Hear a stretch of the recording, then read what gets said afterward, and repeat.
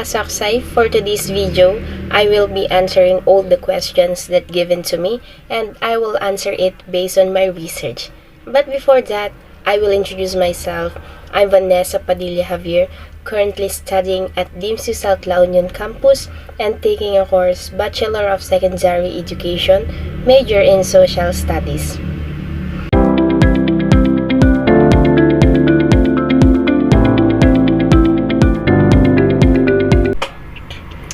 Between 1824 and 1840, the French expeditions arrived, the botanist Dumont d'Urville.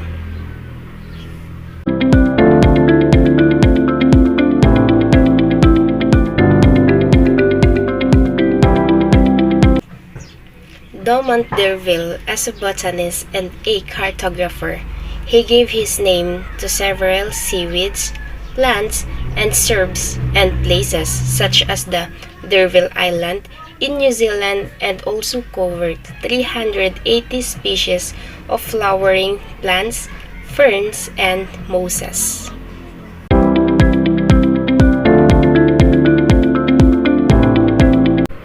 They joined Dumont d'Urville with a people of between 20 to 30 persons accommodated.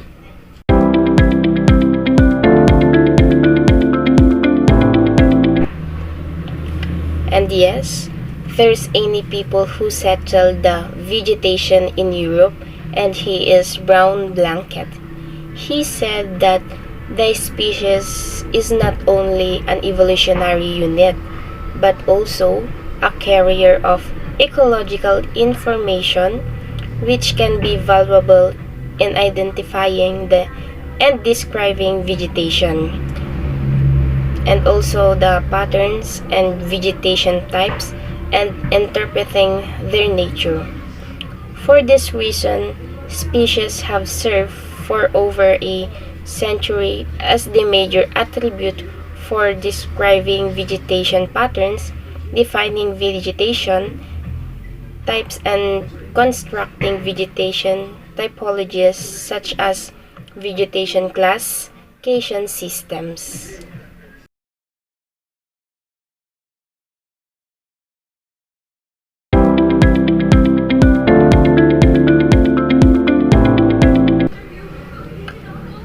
We believe that a fruitful new area of environmental history research can be undertaken on the relationship between the plants and health in colonial societies.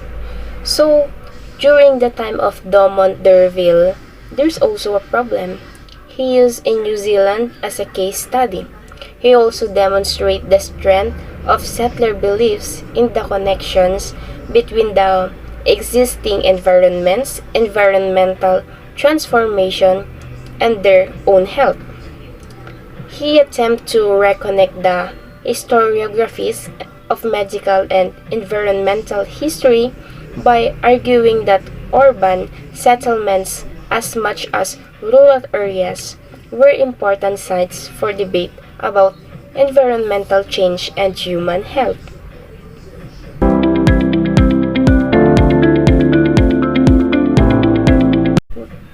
We know that Europe is the second smallest continent.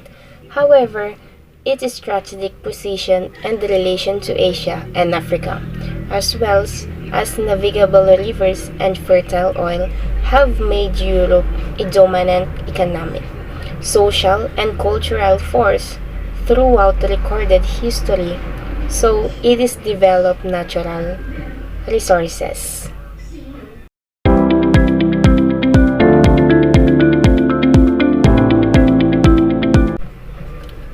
Now and then, Europe are rich in agricultural and industrial diversity, has made the continent a center of trade and commerce for centuries.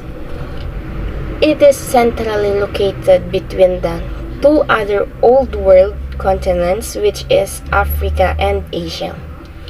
This tradition of exchange prompted the early and rapid urbanization of continent.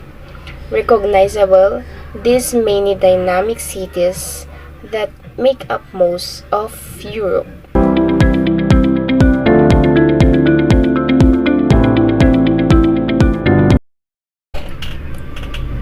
Gusto ko lang sabihin sa kapwa ko kabataan na ipagpatuloy lamang nila ang kanilang pag-aaral at hanggang sila ay makapagtapos para masuklian at maibigay nila ang deserve na pamumuhay ng kanilang mga magulang. Dahil base sa aking karanasan, alam ko yung hirap at pagod ng ating mga magulang makapag-aral lang tayo. Kaya lagi nating tatandaan na life is full of highs and lows. We need them both to grow to our fullest potential.